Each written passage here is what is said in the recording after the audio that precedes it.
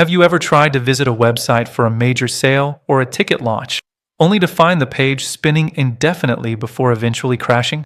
Sometimes that's just high demand, but other times it's a coordinated digital assault known as a DDoS attack. In the world of cybersecurity, DDoS stands for Distributed Denial of Service. It is one of the oldest, yet most effective weapons in a hacker's arsenal. Today, we're going to break down exactly how these attacks work, the zombie armies behind them, and how the biggest tech giants in the world fight back. Let's dive in. To understand a DDoS attack, you first need to understand a DOS attack. A standard denial of service is like one person standing in the doorway of a shop, blocking anyone else from entering. It's annoying, but easy to fix. You just move that one person. But a distributed attack is different. The attacker doesn't use their own computer. Instead, they use a botnet. This is a massive zombie army of thousands, or even millions, of infected devices, ranging from personal laptops to smart fridges and security cameras.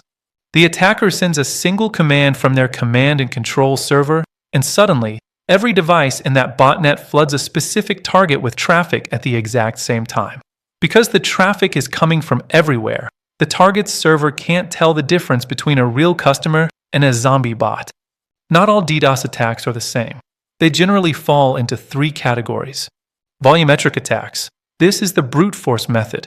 The goal is to clog the target's internet pipes with so much data that legitimate traffic can't get through. Imagine trying to pour a gallon of water through a tiny straw. The straw just can't handle it.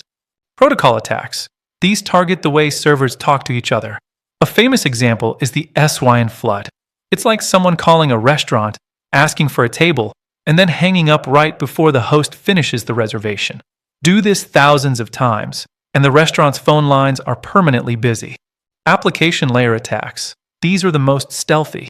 Instead of flooding the whole network, they target a specific function, like a website search bar or login page. They mimic human behavior so well that they are incredibly hard to detect until the server's memory is completely exhausted. These aren't just theoretical threats.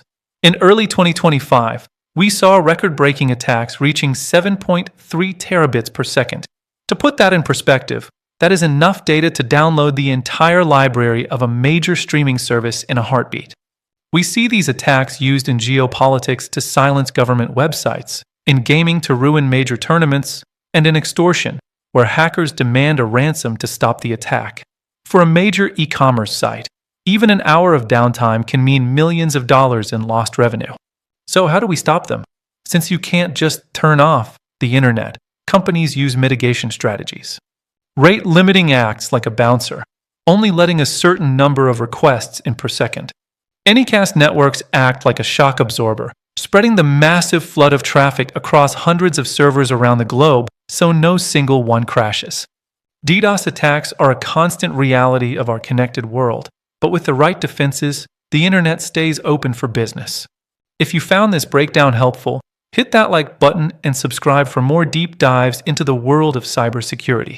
Stay safe out there in the digital wild. I'll see you in the next one.